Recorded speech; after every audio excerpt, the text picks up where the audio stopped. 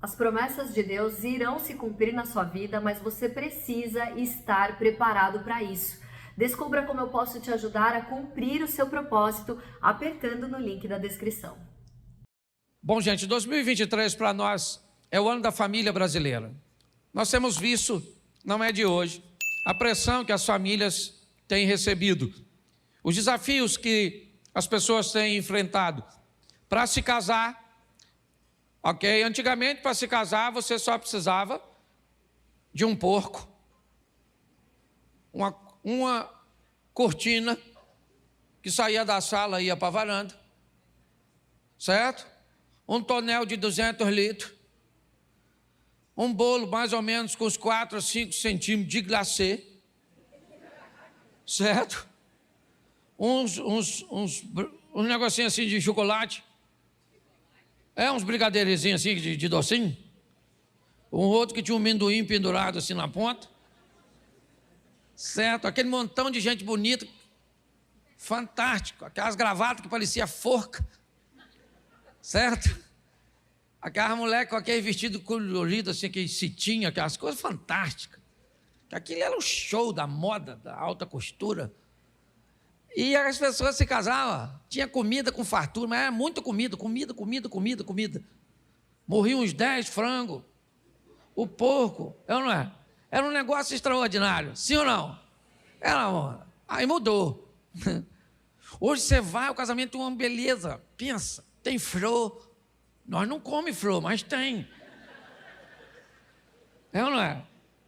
Tem tanta coisa bonita, mas pensa num troço bonito, só não tem comida.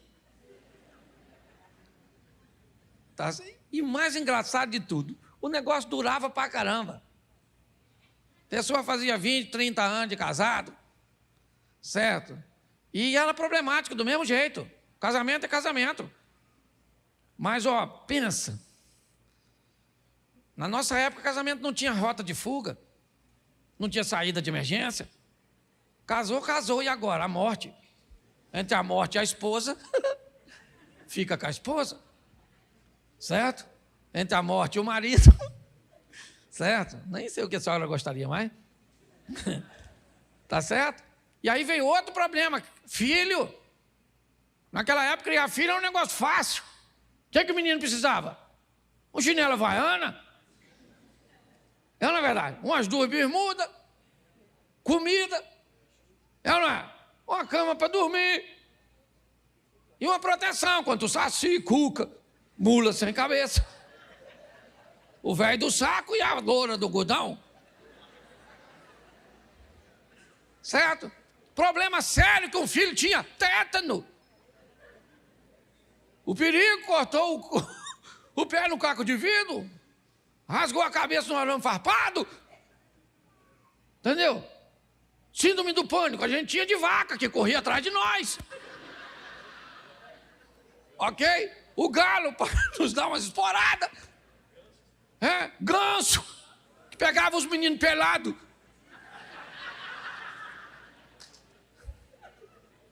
O mundo era diferente. Não é? Além da polícia para botar ordem, você tinha professora, vizinho, que tomava conta de você, que falava, vou falar para o seu pai o que você está fazendo, e você quase morria. Não fala não, pelo amor de Deus, não fala não. Professora era a segunda mãe. O mundo era diferente, sim ou não? Hoje a criança tem que ter um smartphone. Não é? 150 canal com high definition. Nós tínhamos o raio do chuvisco. Certo? Aquela imagem subindo assim, que você tinha aqui. Um troço fantástico. Quem aqui apanhou? Claro. Isso. Diálogo na nossa época se chamava havaiana. Não é? Uma boa conversa era a vara de goiaba. Sim ou não? Sim.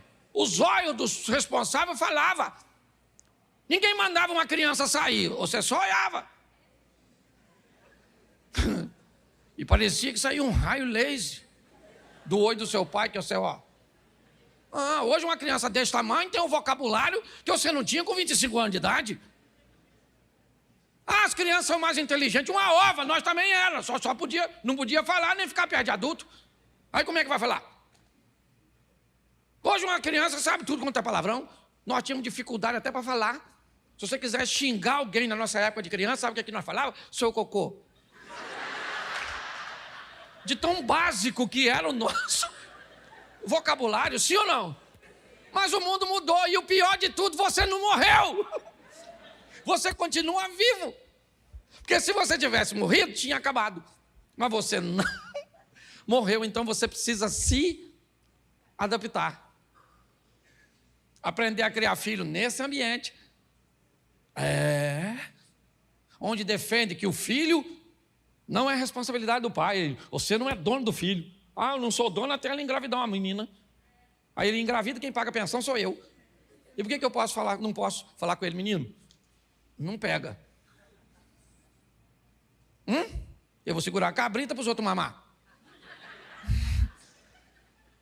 O mundo anda muito esquisito. Pare e pense. E esse é o ambiente onde as nossas famílias estão inseridas. Onde os modelos familiares são dos mais diversos possíveis. Estruturas criadas apenas por um dos cônjuges. Pessoas sendo criadas por alguém que não é seu pai biológico, é seu avô, seu tio. Estrutura sendo estabelecida por duas pessoas do mesmo sexo. Estrutura sendo estabelecida num ambiente onde o adultério é o que une 3 ou mais pessoas. Nós estamos inseridos neste ambiente. Goste você dele ou não, concorde você com ele ou não, ele é a realidade cuja qual nós temos muito mais do que sobreviver. É nos mantermos firmes e estruturados na palavra do eterno Deus. Amém? Então eu preciso, eu falei para vocês que eu ia me concentrar bastante em falar sobre essa estrutura. E hoje eu quero falar com vocês sobre um dos relacionamentos mais bem estruturados que a Bíblia nos narra. Uma das famílias mais coesas, mais estabelecidas. E eu quero ler para vocês um texto no Evangelho de João, no capítulo de número 2. Coloca para mim na tela e vamos ficar todos com essa tradução. E você aí pode marcar na sua Bíblia para ler depois. João capítulo 2, verso 1. E ao terceiro dia fizeram-se umas bodas em Caná da Galileia, estava ali a mãe de Jesus. E foram também convidados Jesus e os seus discípulos para as bodas, para o casamento. E faltando o vinho, a mãe de Jesus lhe disse: não tem vinho. Disse-lhe Jesus: mulher, que tenho eu contigo? Ainda não é chegada a minha hora.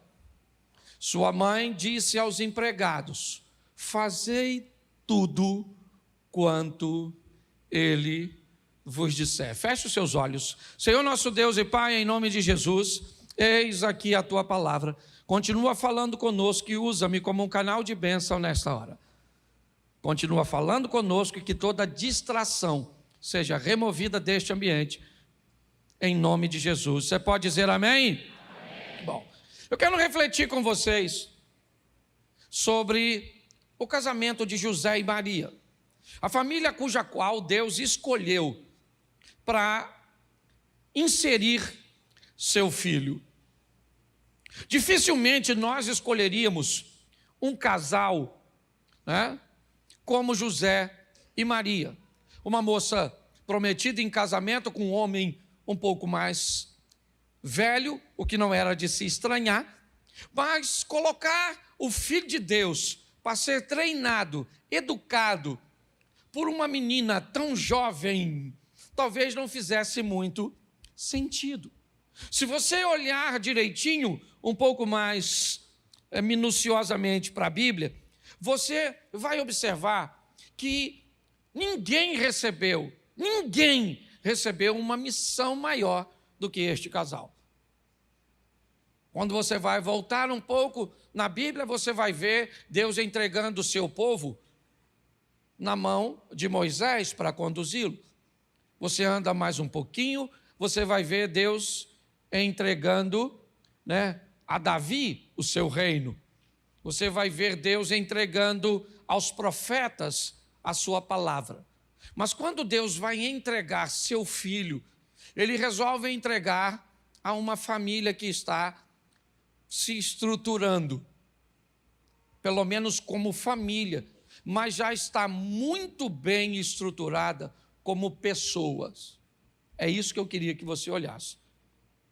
Já já eu vou chegar no texto aqui, porque ele já é um avanço da união deste casal. Mas em casa depois você lê. A narrativa do que vai acontecer com Maria está no Evangelho de Lucas, a partir do capítulo 2. A narrativa do que vai acontecer com José está em Mateus, logo iniciando ali no capítulo 1. E quando nós olhamos essa história que parece que está tão distante, o texto diz mais ou menos assim: no 6º mês, o anjo Gabriel foi enviado a uma cidadezinha chamada Nazaré, a uma moça chamada Maria, que estava prometida em casamento com um homem chamado José. O anjo entra a esta moça, que fica perturbada com aquilo que está acontecendo, e ele lhe cumprimenta: salve agraciada, o Senhor é contigo. E o anjo anuncia para esta menina,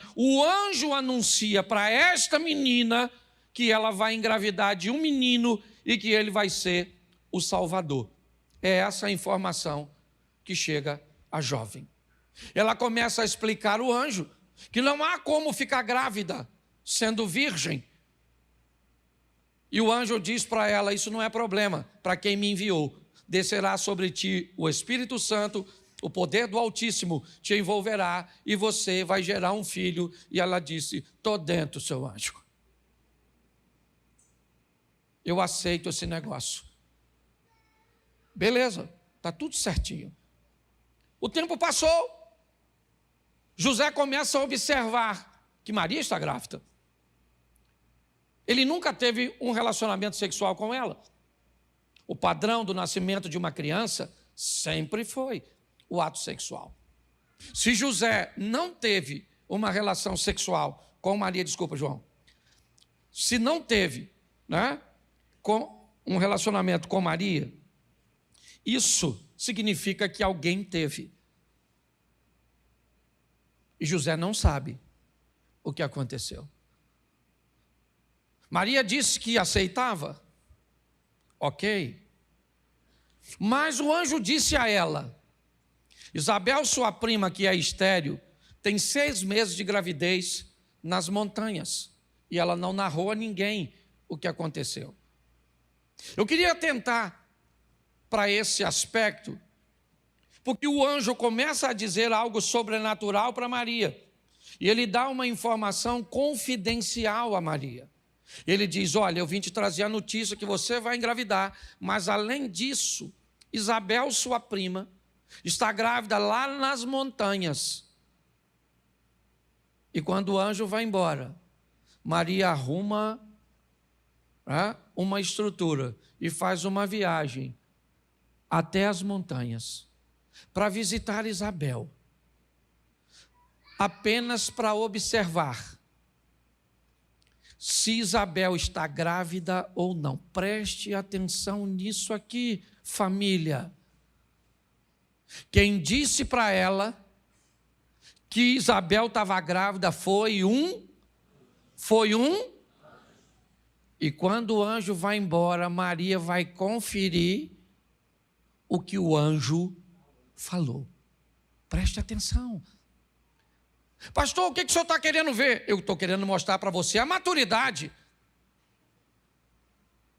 Eu estou querendo mostrar para você que quando pessoas que compõem uma família, antes de tomar uma decisão, antes de estabelecer uma reação, antes de fazer alguma coisa, deveria fazer como Maria, obter o máximo possível de informações, para que não tomasse decisões precipitadas, para que não criasse caos em seu contexto familiar.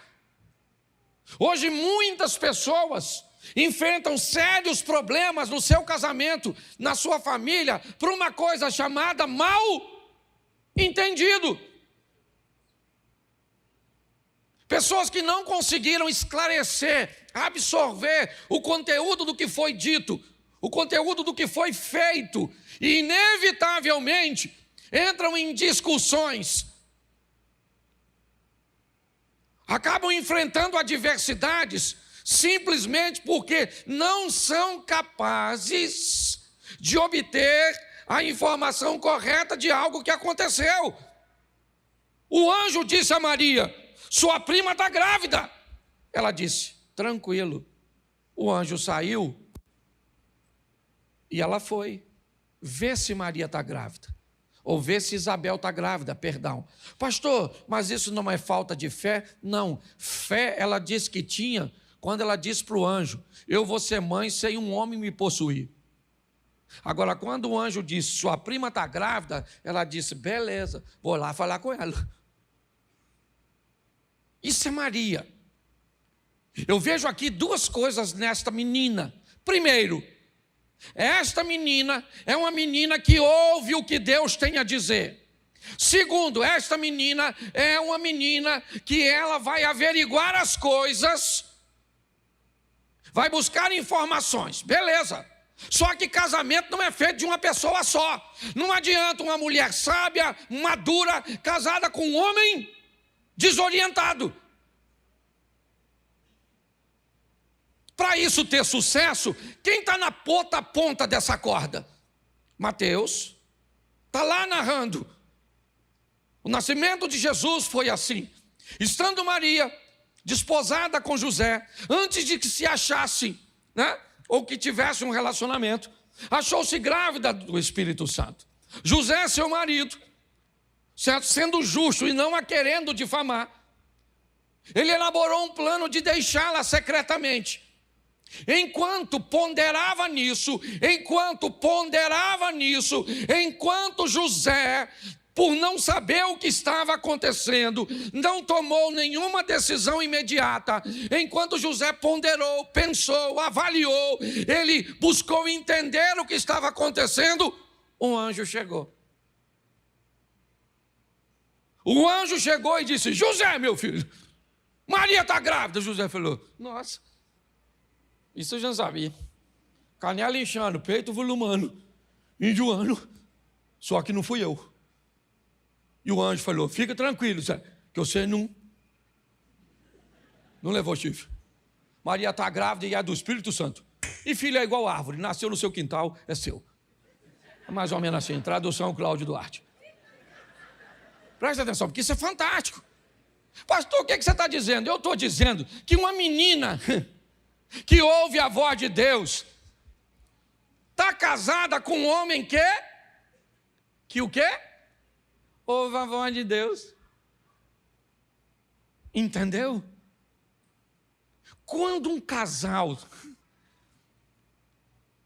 Presta atenção, gente, é um grande desafio. É porque a mulher do José queria ver se fosse a sua. Pensa você chegando em casa, você que é marido, sua mulher falasse: amor, senta aí. Estava aqui, querido. Chegou um anjo e falou: tu está grávida. Ô irmão, se tua mulher vem com uma dessa, a Maria da Penha vai ter que entrar em cena, não vai não? Que história é essa, dona? Tá igual na Amazônia, o boto engravidando os outros? História é essa? Era problema sim ou não? Sim ou não? Mas não era problema para quem ouvia a voz de Deus. Não era problema para quem não tomava decisão em ambiente emocional desestabilizado. O que eu vejo é um casal apto para lidar com essas coisas. Porque a mulher ouve a voz de Deus, sim ou não? E o marido ouve a voz de Deus, sim ou não? Hoje a mulher ouve a voz de Deus, sim ou não? Só elas disseram assim. Hoje o homem ouve a voz de Deus, sim ou não? Note que a mulher responde tudo, sim ou não. Você não escuta a voz do homem, não. A mulher ouve a voz de Deus? Sim. O homem escuta a voz de Deus? Não. E eu já sei que as criminosas que estão falando tudo, não é verdade? Então preste atenção. As coisas têm mais facilidade de se resolver. Primeiro, quando são resolvidas num ambiente investigativo. Quando são resolvidas num ambiente onde os ápices da confusão mental, daquela crise momentânea, eles passam. Então eu vejo aqui um homem maduro casado com uma mulher madura. Pronto, esse negócio tem que dar certo. E não estou falando de idade não, viu gente? Porque ela era garotinha, novinha. Eu estou falando de maturidade. E maturidade tem a ver muito com idade não. Tudo bem que não pode ser novo demais. Mas às vezes eu vou aconselhar casal. A mulher tem 25 anos, o marido tem 27, e é uma maturidade extraordinária. Às vezes eu vou conversar com um camarada, ele tem 47, a mulher tem 45. E você diz... Vocês são casados? Nossa, quantos anos você tem? Eu tenho 47. Sério? Nossa, pensei que ele era 14. É porque eles brigam por um negócio assim que você pensa... Gente, por que eles estão brigando? Aliás, há um tempo atrás eu fui me chamar para me ajudar um casal a resolver um problema. Eu cheguei lá e ele estava arrumando as coisas para ir embora. Aí eu cheguei e falei, rapaz, o que é que houve? Ele falou, o que é que houve, pastor? Que chega, acabou. Estou indo embora que eu não aguento mais. Falei, o que é que foi? Ela te traiu? Ele falou, que é isso, pastor? Traiu nada, ela é legal. Eu falei, então você vai largar ela por quê? Ele falou, porque nós estamos brigando e eu estou cansado de brigar. Eu falei, nossa. E hoje vocês brigaram por quê? Ele falou, por quê? Eu falei, por quê? Ele falou, por quê? Eu falei, por quê? Por que vocês estão brigando? Ele falou, por quê, pastor? Eu falei, por quê? A pergunta é minha, eu quero saber por que vocês estão brigando. Aí ele olhou para a mulher dele e sabe o que ele disse? Por que nós estamos brigando? Aí ela falou, nós estamos brigando, pastor? Porque ele falou um negócio aí assim, e falou umas coisas. Eu falei, eu quero saber o que ele falou. Ele falou um negócio aí, pastor. Não, eu quero saber o quê. Ele falou, não sei. Sabe o que ele falou comigo, pastor? Porque nós estamos brigando não é importante. O importante é que nós estamos brigando. Ou seja, eles não tinham nem mais motivo para brigar. Parece que já era vício. Por que nós brigamos? Nós brigamos porque nós brigamos. Instinto. Falei, isso aqui parece uma rinha. Você consegue entender? Está assim, a de gente. Nós estamos olhando aqui para um casal maduro, sim ou não? Sim ou não? Pois é, Maria engravidou, está lá, grava barrigudona.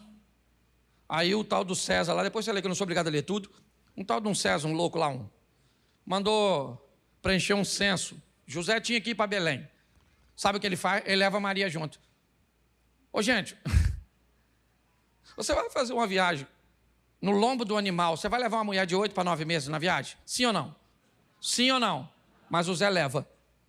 Aí você vai dizer, mas pastor, Jesus tinha que nascer em Belém. É claro que tinha, porque o profeta escreveu. Mas não é disso que eu estou falando de casal. Eu imagino o Zé falando, Maria, filha, eu vou em Belém preencher um documento lá. Maria falou, Zé, eu vou também, meu amor. E o Zé falou, você é doida, garoto? Vou levar você, vai me atrasar tudo. Todo quebra-mola tem que frear o meu jumento. Que você está aí, vai toda hora dar vontade de ir no banheiro, as crianças pressionando você. Ficar por aí, já eu estou voltando. O que o Zé falou? Não, querida, vamos. Vai ser uma viagem fantástica. De Nazaré a Belém. Faz isso um dia. Vai lá, de carro, já é ruim. Imagine o Zé. Vamos embora, Maria. E não dá nem para falar muito do filho. Que não foi os dois que fizeram junto. O que você espera desse garoto? Puxa quem? Puxa quem? Puxa você, porque de mim vai puxar o quê? Não fui eu que fiz. Você está rindo, mas o assunto é sério. Tanto é que o José chegou atrasado de Belém. As pousadas estavam tudo lotadas. Arrumaram um lugarzinho lá. Eu fico imaginando. Se eu chamo minha mulher para viajar comigo e na hora de dormir é no lugar de bicho. Maluco, eu tô morto, eu tô morto, eu tô morto, eu tô morto. Você tá rindo? Nós vamos dormir onde, Zé? Qual o suíte? A do jumento. Maria deve ter falado, você veio visitar algum parente, não é verdade? Daria confusão, sim ou não? Mas não deu para eles. Tinha estrutura? Não tinha. Tem gente que pensa que a estrutura que se segura relacionamento, não é. É propósito. É quando o coração dos dois está alinhado. É quando a mulher ouve a voz de Deus e o marido também. Eu imagino o José falando, Maria, minha filha, olha, o que deu para arrumar para nós? Isso é porque é o filho de Deus, hein? Imagina se foi do diabo. Pare e pense. Sim ou não? Sim ou não? E lá, naquele ambiente, Jesus nasceu. Quem é que fez o parto? Isso é que eu gosto. Quem é que estava na cena? O Zé e a Maria. Quem é que fez o parto? O Zé. Maluco. Eu conheço um homem que se visse o sangue, aí desmaiou, porque o homem é forte, Homem, é ou não é? Mulher, eu acho fantástico, mulher. Você pega uma mulher, você dá uma criança de 5 quilos para uma mulher carregar. Ela carrega a criança o dia inteiro.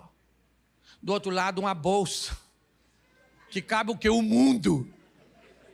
E os planetas também. Cabe tudo lá dentro. Tem mamadeira, tem isso, tem aquilo outro, tem tudo, maquiagem, tem tudo. O menino mamando e ela passando batom. É uma verdade. Aquela coisa, pode notar. Pega essa criança de 5 quilos e dá na mão do marido que faz academia. CrossFit. O músculo do macho é assim, ó. Ele segura a criança de 5 quilos, 3 minutos aqui. Aí bota mais 3 minutos aqui. Aí segura 3 minutos aqui. Aí enfia 3 minutos. Aí fala pra mulher, toma que ninguém aguenta esse bicho.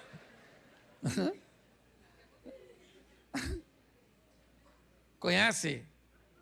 É ou não é? A mulher 39,5 de febre.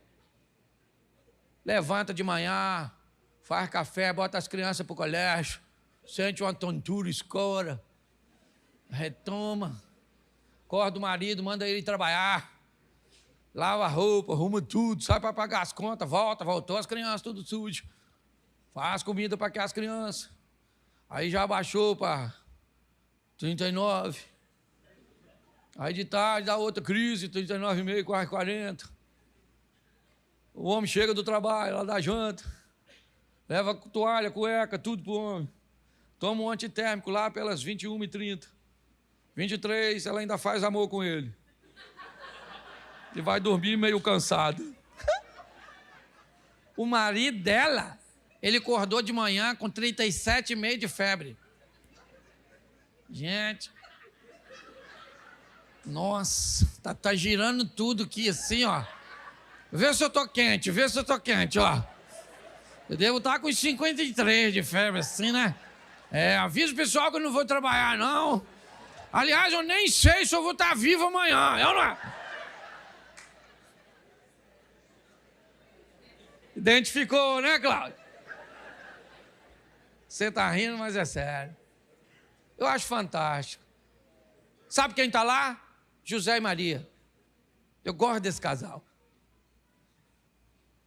Acabou de resolver tudo. Sabe quem é que parece? O anjo.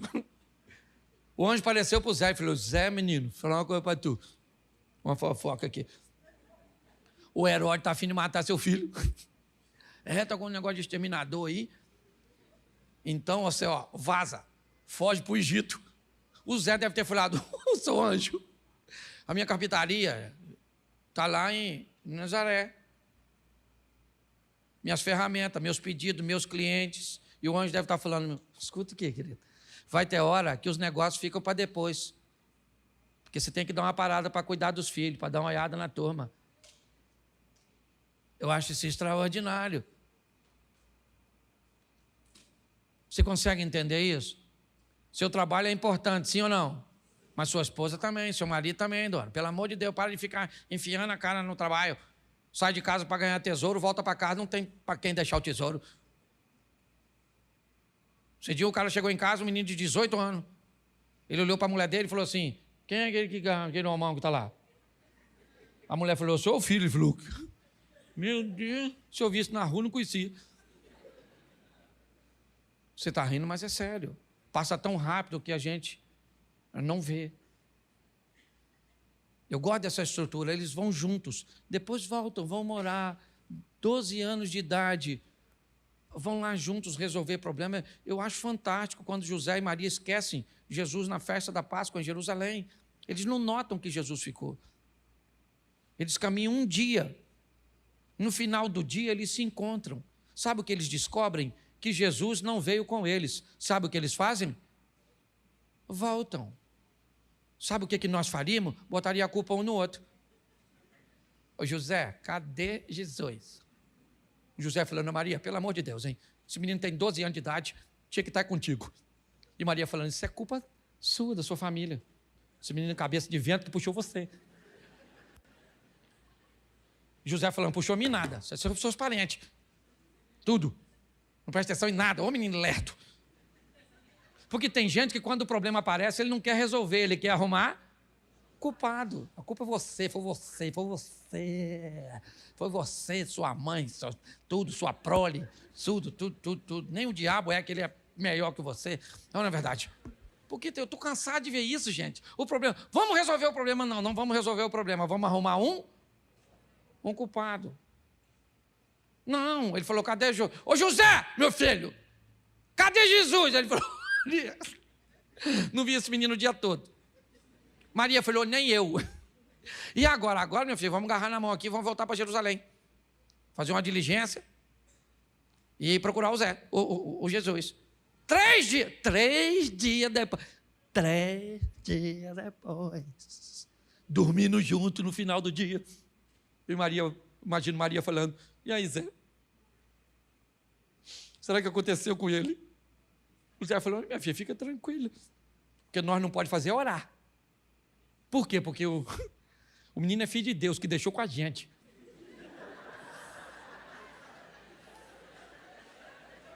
Como é que eu vou falar com o senhor pedir seu filho? Eu nem sei teologicamente. Eu nem sei, deixa quieto, que a minha cabeça dá um nó, Poliana, dá um nó. Imagine José: Senhor, meu Deus, cadê Jesus, o seu filho, que é o Senhor que sumiu? Melhor fumar alguma coisa aqui para essa cabeça funcione. Isso já virou loucura. Eu só quero que você entenda de uma forma divertida o que é que este casal conseguiu, entendeu? Resolver. Isso aqui é problema, sim ou não? E você enfrenta problema? Claro que não. Um homenzinho que só não quer tomar banho? Seu marido? É só um cheirinho ruim? Sua mulher que não quer fazer amor com você? É só uma vez por semana? E você já quer largar?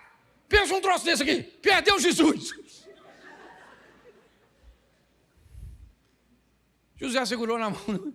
Maria, minha filha, vamos procurar esse menino. Esse menino se perdeu. E se Deus procurar a gente, como é que nós vamos falar que esse menino sumiu? 3 dias depois, achou Jesus. Eu imagino Maria pegando no chinelo. Ah, menino. Ou chorando, porque tem gente que quando resolve o problema, chora mais do que quando tinha. Maria falou: Jesus, meu filho. Aí Zé, onde ele está, olha. E o Zé falou: esse menino, vamos embora, Jesus, para casa. Jesus falou: vamos embora, estava aqui resolvendo as coisas do meu pai. O Zé deve ter falado: é o pai dele, que eu não sou nada nessa vida, não é verdade? Pois bem, foram embora, sim ou não? Mas o texto que está aí me emociona. Presta atenção no desenrolar. Sua mãe disse aos empregados: fazei tudo quanto ele vos embora. Estavam ali postas 6 talhas de pedra para a purificação dos judeus, em cada uma cabia 2 ou 3 metretas. Disse-lhe Jesus: enchei d'água essas talhas, encheram-nas até em cima. E disse-lhes: tirai agora e levai ao mestre-salas. E levaram. E logo o mestre-sala provou a água feita em vinho, não sabendo de onde viera, se bem que sabiam os serventes ou os empregados que tinham tirado a água. Chamou o mestre-sala ao esposo e disse-lhe: todo homem põe primeiro o vinho bom, e quando já tem bebido bem, então o inferior. Mas tu guardaste até agora o bom, verso 11, Jesus principiou assim seus sinais em Caná da Galileia. Preste atenção. Maria e José treinam Jesus, mas treinam de uma forma extraordinária, como ser humano. O tempo passou e provavelmente alguém muito ligado a Maria se casa. O texto diz que Maria está presente, é o início do texto. E ao terceiro dia fizeram-se umas bodas em Caná da Galileia. Estava ali Maria, mãe de Jesus, e fora também convidado Jesus e os seus discípulos. O texto sugere que Maria não precisa de convite, o que indica que quem se casa é muito íntimo dela. Maria é uma das primeiras a notar que aquela família corre o risco de enfrentar uma grande vergonha, ou seja, ela tem acesso aos bastidores de onde os alimentos estão surgindo. Mas o mais incrível é que Maria não sabe que Jesus pode fazer milagre. O texto aí está: Jesus principiou assim os seus sinais em Caná da Galileia. Até o presente momento não há registro de que Jesus tinha feito nada de milagres, o que indica que Maria não sabia que Jesus podia fazer milagres, mas Maria sabia que treinou tão bem seu filho que ele seria capaz de resolver aquele problema. Não com milagres, não. Para ela, ele poderia ministrar uma palavra, ele poderia fazer alguma coisa, porque Maria entendeu, preste atenção, que ela criou alguém para resolver problemas, que seu filho era alguém bem treinado, bem habilitado. Eu queria que você refletisse um pouco sobre esses 2 pontos hoje. Sobre a sua união com seu cônjuge, como ela precisa de cumplicidade, como precisamos estar alinhados com o mesmo propósito, como precisamos juntos ouvir a voz de Deus, talvez não simultaneamente. O anjo não veio falar com José e Maria no mesmo instante. Foram instantes diferentes, mas os 2 foram capazes. Quando nós olhamos para o filho e como eles resolviam problemas, nós entendemos que eles enfrentaram coisas muito piores do que nós e não ouvimos a pauta divórcio na boca deles. As pessoas me perguntam muito: pastor, por que pessoas se divorciam? E eu digo, a pergunta está errada. A pergunta certa é: por que elas se casam? Todas as vezes que a força empregada para unir é mais forte do que aquela que está sendo colocada para separar, o casal se mantém. Ele vai ter crise, vai ter problemas, vai enfrentar adversidades, mas a motivação da união, ela é muito forte. Não pensa você que os casais antigos não se separavam com tanta frequência porque as mulheres todas elas eram Amélias? Não, havia todo um contexto diferente, é verdade, mas o motivo da união era muito mais sério. Na nossa época, os mais antigos sabem, Nós somos treinados para sermos pessoas de bem. Nós somos treinados para respeitar a filha dos outros. Nós somos treinados para respeitar o pertence dos outros. Quem aqui, quando chegava em casa, pelo menos 1, 2 vezes por semana, ou às vezes até todos os dias, sua mãe revistava sua mochila? Levante a mão, por gentileza. Fala para mim, se tivesse uma borracha que não fosse sua, o que sua mãe fazia no dia seguinte? Ela ia na escola? Se você dissesse que ganhou, ela queria saber de quem foi. Por que ganhou? Sim ou não? Pois é. Eles se preocupavam em colocar as meninas no balé? Os meninos no judô? No jiu-jitsu? Eles se preocupavam de botar você no inglês? Eles queriam saber que você era gente boa. Foi treinado para respeitar o... Você não teve quase nada, é ou não é? Mas você tinha caráter, princípios. E se não tivesse nele, tinha uma vara. E ela batia com força. Louvado, eu estou falando de violência doméstica, não, estou falando de correção. A Bíblia está escrita aqui, ó. Está lá, provérbio, a vara da disciplina tira a loucura do coração das crianças. O que a Bíblia está falando? Criança nasce doida, bate, que endireita. Estou falando de violência, não, estou falando de disciplina. Sim ou não? Apanhava, eu apanhava. E louvado seja Deus, porque merecia apanhar. Já tinha gente que já fazia bagunça para apanhar, porque já estava acostumado. Dia que não apanhasse. É ou não é? Se engravidasse a filha dos outros, fazia o quê? Casava com revólver? Vai casar. Vai casar, rapaz. A filha dos outros. Você respeita a filha dos outros. Mas, velho, já falei isso aqui. Até hoje a gente tem na ideia. Quem tem de 30 e poucos anos para cima, se você está numa condução, metrô, ônibus, ou numa recepção do local, se você está sentado, chegou um idoso, o que você faz? Você levanta. Por gentileza. Um agrávido. Adolescente hoje? Se está no ônibus, chegou um idoso aí, dorme assim, ó.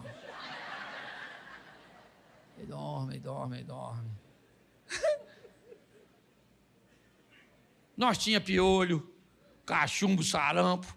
Às vezes dava tudo junto, Lia, assim, para complicar a vida de nós enfiava a mão na bosta, botava na boca. Comia fruta sem lavar, sim ou não? Claro que comia.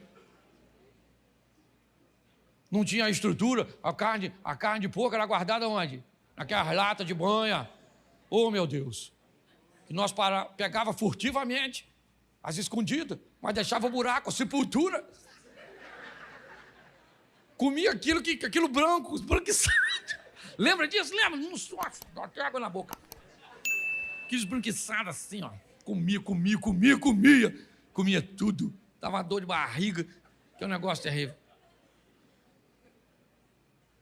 Sim ou não? Ô, gente, aquilo era a vida.